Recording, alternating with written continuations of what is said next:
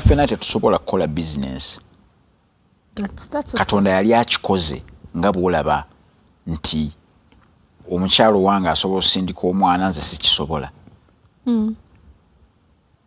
Okitegeera? Yes. Nze sikisobola. So waliwo ennono ezitambuza business nga mulimu abantu nga tebazisobola nga tebazirina.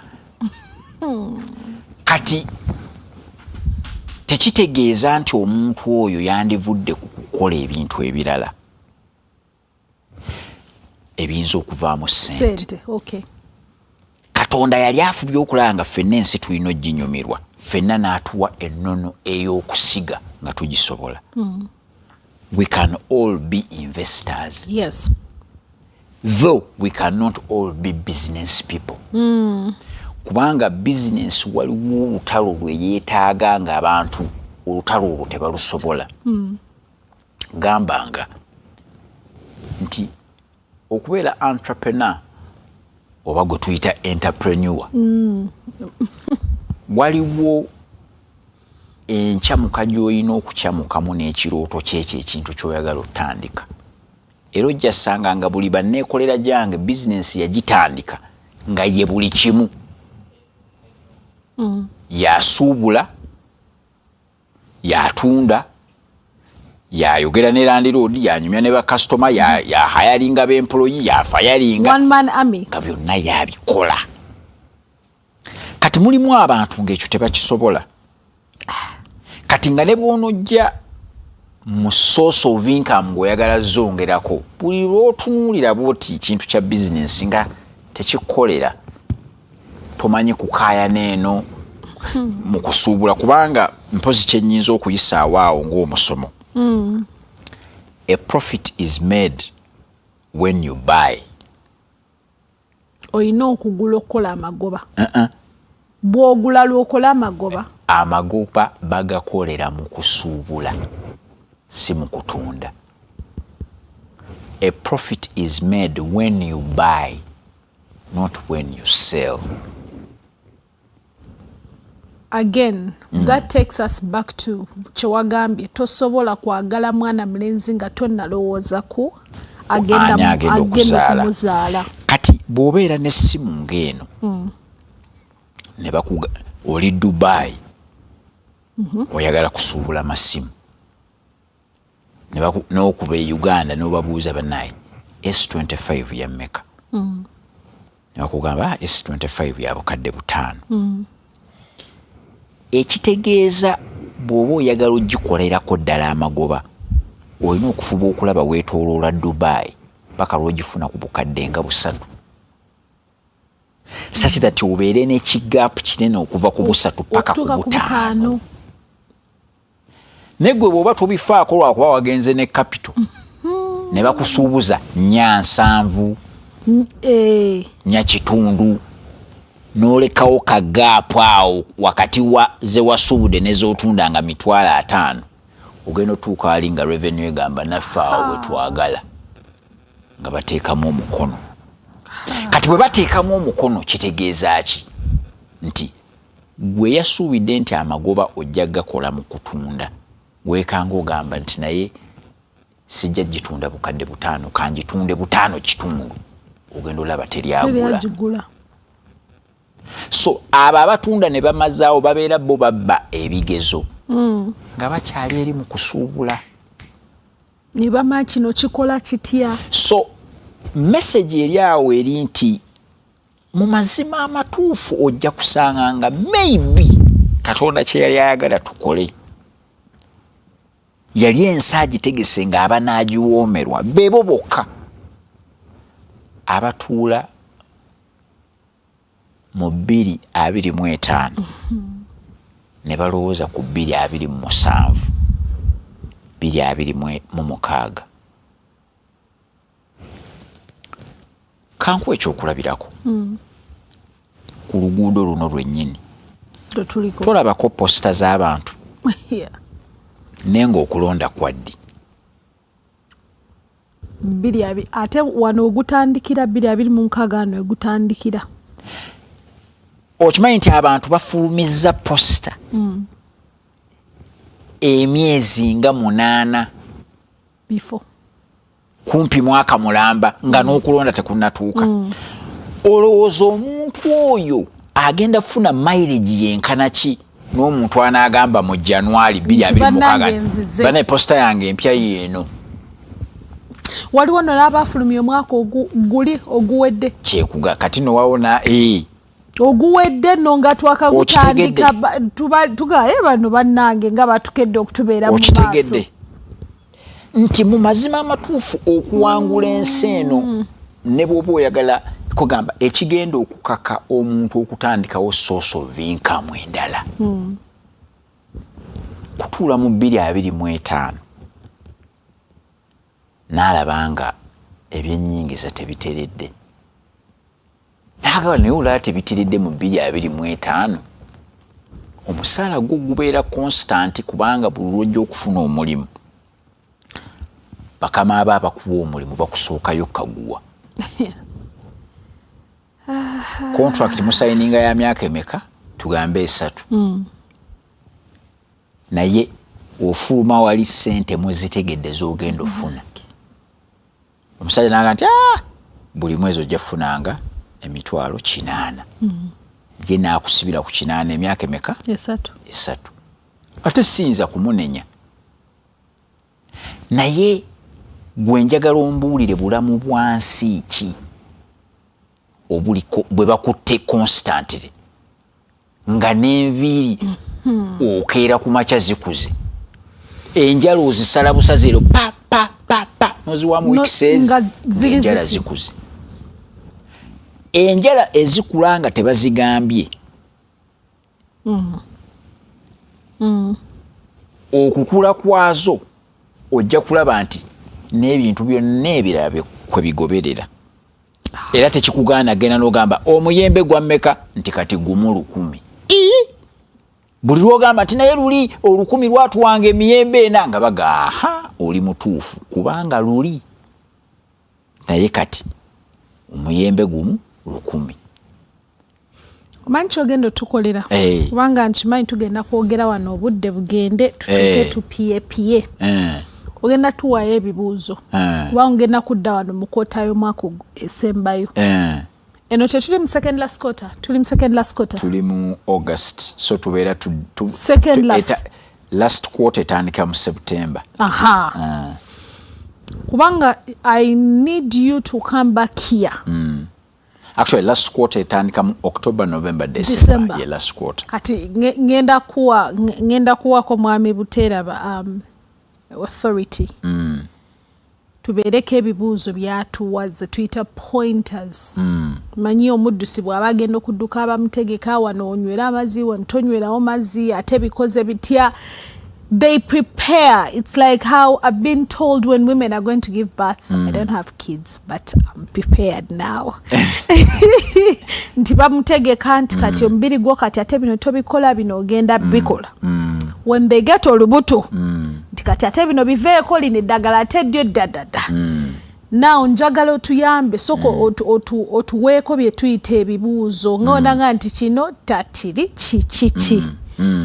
I want you to come back here. This goes to everyone that's watching. We honestly better have something. That goes to me as well. Because if we don't have something, one, we are wasting time. Two, we are taking whoever is teaching us for a fool. Tubanga abagamba tategeera. We can't just be here and olaba. Netunyumirwa bunyumirwa netubanga embwa edda ekivulu netubanga embwa edda mu bisesemye byayo. We can't soko tuweka ku bibuzo betulina okutambulira. I know you get it. See questions, exams now that okomawo tutiikinga abali mu kibiina mwe namba labye, and if we don't, history will judge us harshly. Kyenyinza okugamba abantu nti ekisooka basooke babeere easy with themselves. Yes. Tebeekalubiro kwegamba tebeekuba nnyo kibooko kwemalako mirembe. Kyova olaba pulaani osobola ogikola nebeera nga pulaani ekulaga nti eyo pulaani tekoze. Yes. naye pulaani bwe batyo bazikoze nti pulaani okuyitamu erina sooka kugaana kuyitamu era awo omanyira pulaani entuufu. Ate nze nkolera nnyo nsoma nnyo bayibuli eyo mu Lubereberye 6:6 buli lwe njirowoozaako ensanyusa kubanga ne Katonda yakola pulaani neeyika abantu abatonze kumusinza agenda obatunulako beekola bintu naga no oliwa soko zimba eryato kompyuta eno kanji restarting ngenda kuleeta amataba. Katonda okuleeta amataba okutandika obulamu bwe kitegeeza okutandika obulamu bwensi naye kitegeeza osobola okutandika nga waliwo ekigaanyi kati oli omusanga naga nti nze ebyabasajja nabiviirako ddala kubuulya yasemba yankola bw'ati. Funa noowawo leeta eryato lyo leeta amataba ogambe kati abasajja mbaddamu mu version empya.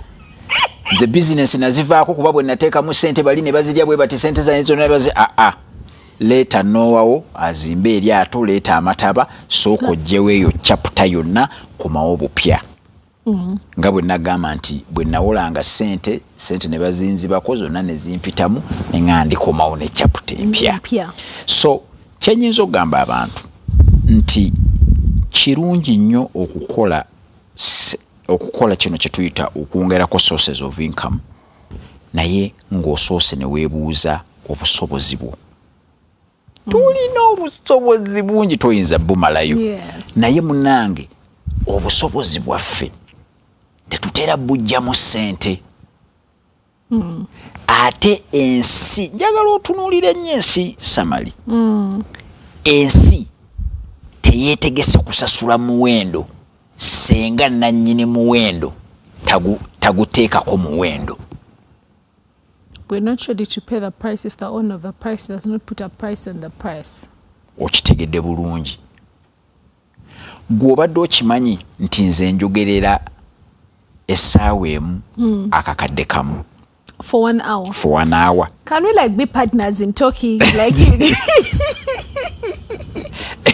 okumpangisa okwogera essaawa emu akakadde naye nga njibala ntya nti mbala olugendo olwenzija mu kifo okwogera n'amagenda kati mbala essaawa okujja n'essaawa okudda ezo si ssaawa 2 n'embala essaawa ey'okutegeka okwogera ezo si ssaawa 3 n'embala essaawa eya presentation ezo si 4 ne bubeera obukadde bumeka buna. Naye ekyo nkikugamba nti waliyo n'abantu abasobola okwogera obulungi nga nze weewaawo nze nsinga olw'ekisa kya Mukama naye abasobola okwogera obulungi nga nze ne babaga awabula omusajja oyo mwogezi nga bo boogerera bwereere. Waliyo abantu abafumbi ng'era famire emumanyi nti bwe wanaabaayo olumbe tosemberere entamu. Juli yatuuse nti Juli yatuuse Juli yajja ofumba Juli n'afumba ne basiima bonna ne bafumbya bufumbya.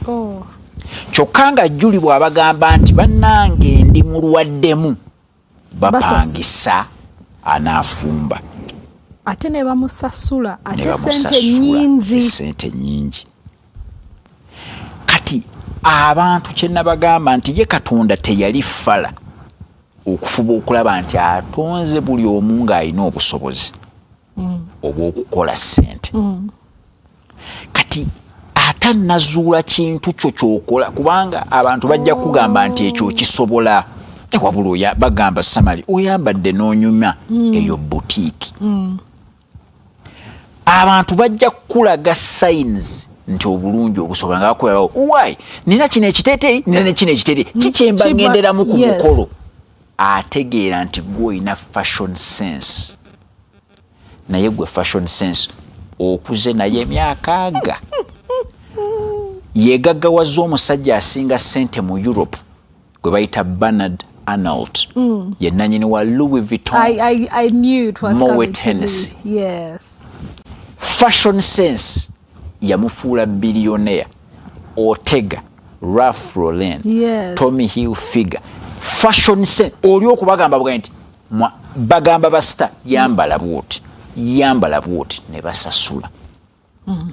kati abantu nze ngenda ne bagamba nti tusomye amateeka naye teki omuntu takwatibwa nsonyi kukubira muntu munnamateeka n'amuga why babadde bansibye naye nkoze ntya kati woomanyira nti omuntu oyo tagenda kusobola bwalooya awaayo amagezi gonna ku bwereere oli amagezi gamuwadde n'agenda n'agakozesa ng'ate yaali mu gakozesa okukyajinga ssente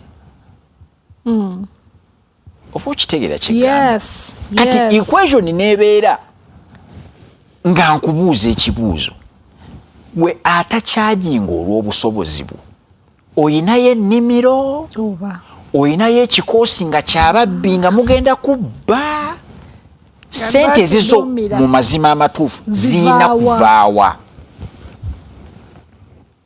kuba obusobozi oganya obukamula. Mwami Buteraba lwasembayo okujja wano if you will look for that that upload, it's on YouTube. Kintu kye watandika nakyo nga wakatuula awo refuse to be the same as everyone else because there is something different about you. Kabisa era abantu mbagamba nti gwe ng'ate ekyo oyagala okukituukako gwe competinga naawe kati Buteraba ow'eggulo Buteraba waleero amusinga kuba Buteraba w'eggulo teyabadde ku TV kati Buteraba owaleero asinga ow'eggulo kyokka ate Buteraba w'enkya agenda kulwana asinga owaleero.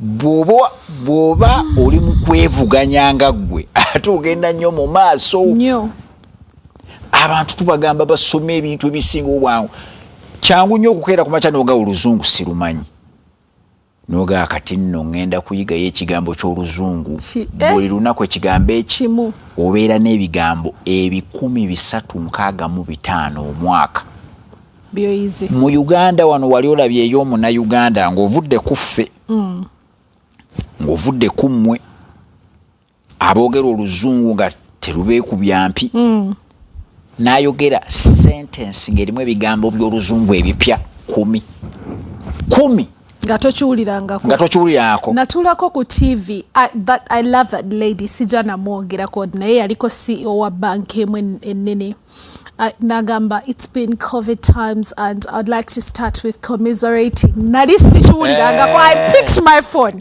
I said what does this okukunguba? When she said that I said I will forever commiserate with people. I will never say banange I'm grieving. No, I commiserate with you. Awo noyitawo twayitawo tuli mu hippopomonstроsis squipedaliophobia. Commiseration. Leave me alone, me I'm a newcomer, goli old comer. Which is okay. Naye gamba nti okukeera obukezi n'oyigayo ekigambo eky'oluzungu ekipya. Okuyiga olulimi olupya. Okuyiga okufumbayo ekika ky'emmere ekipya. Okuyigayo kafa ate banaika nze simanyi guno omulembe bataata baffe tebaagufuna era tebaligufuna. Omulembe ogulimu abasomesa ku buli kimu. Ntize we nakuliranga teri asomesa ku ssente.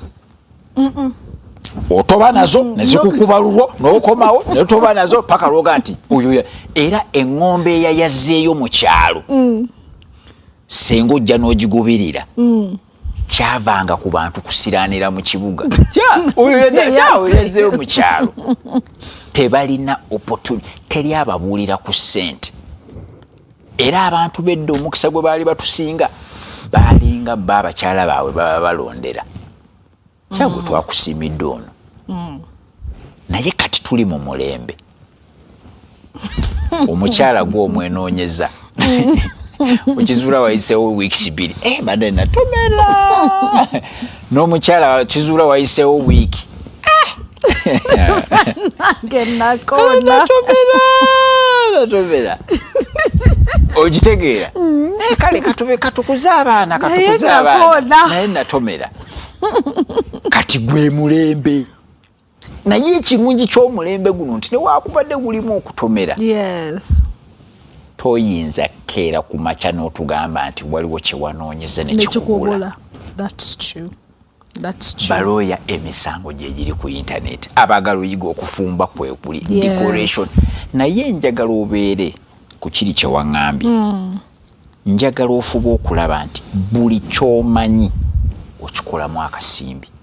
Bwe nali nakukomawo okuva e Bungereza nali technology nga bansasula omusaala ogw'okubeera technology expert. Makerere n'empita okusomesa masters students nembasomesa bye nasoma e Bungereza nembeera lecturer. Nenfuna era omukisa mu Enterprise Uganda okusomesa business nempola ssente nensuubula amamotoka. Obiwulira? Ezo zonna ability buli kyensobola nkikola.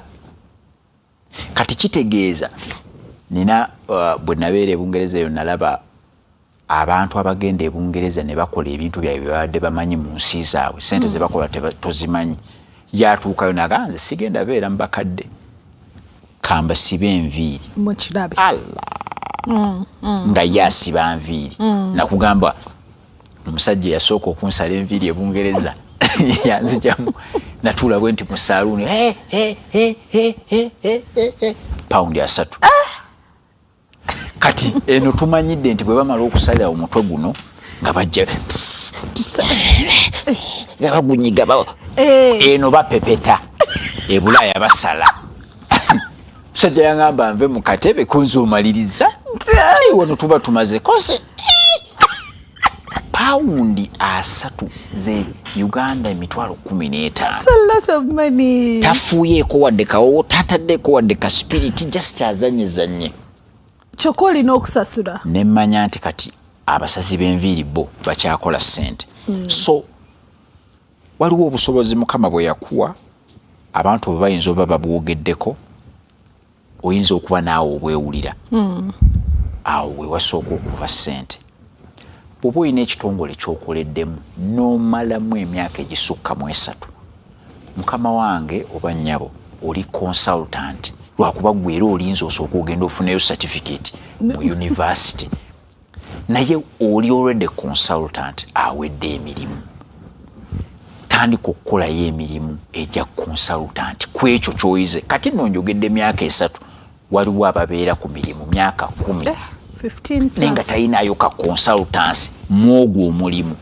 So nga yandibadde aga nti nze wano engeri gye ndi accountant nsobola obbabalira ebitabo nsobola obbateerayo egyo emisolo nsobola ne babeera nga basasula n'ogattako ozirabanga entono naye nakugamba nti kampuni wano esinga okusasula omusolo esasula obuwumbi bwa Uganda 5 nenga etunda chapati. Kampuni kampuni esinga okusasula omusolo meka esasula omusolo gwa buwumbi 5 buli mwaka nenga etunda chapati. Mbuuza chapati kikaaki? Airtime. So this days airtime is called chapati. Ati tola nti no airtime wasingi bibi balina airtime owe2.5 eryo sirindazi owe5 eyo si chapati owo10 eyo si Rolex. Dusevule tuve